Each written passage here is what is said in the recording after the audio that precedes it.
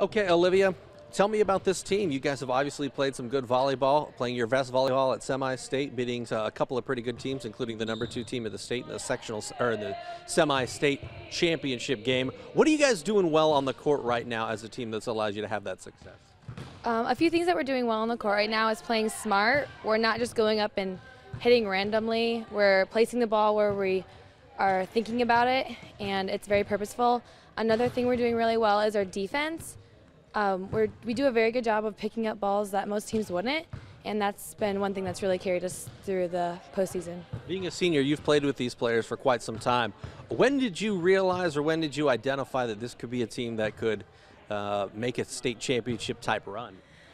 Well, at first, it was quite a surprise because of our height. You know, a lot of people are skeptical of teams that are short, but once again, our defense has really made us good this year. Also, the cohesiveness of the team, our friendship is really what holds us together, and I think makes the difference between our team and other teams. Knowing that you've had to beat the #2 team in the state to move on, you now face the #1 team. How much confidence does it give you knowing that you guys can go up against some of the teams that are ranked ahead of you and beat them in what is a win-or-go-home type scenario?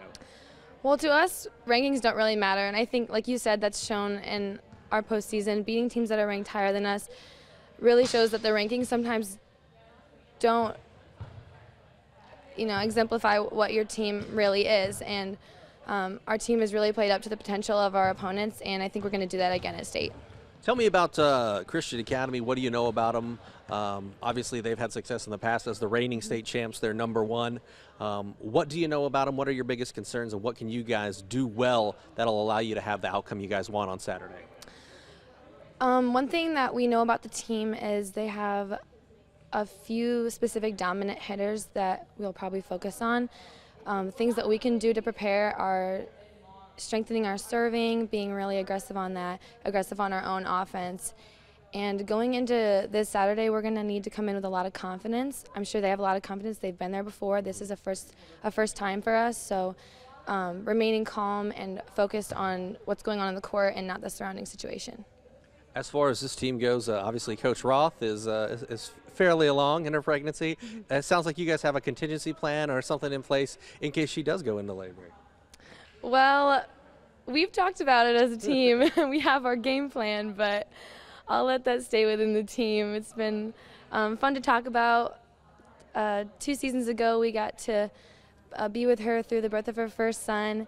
This year we won't because she's due in December, but we'll be there, I'm sure, when it happens. Don't you think if you win a state championship, you guys should get naming rights? You know, that's a good thought. I haven't thought of that yet. I'll have to talk to her about that. What would you name her? What would be a good name? I would name him. Oh, that's right. It's a him. It's a him. Probably after his dad. Oh, so Matthew. Matthew. Okay. All right.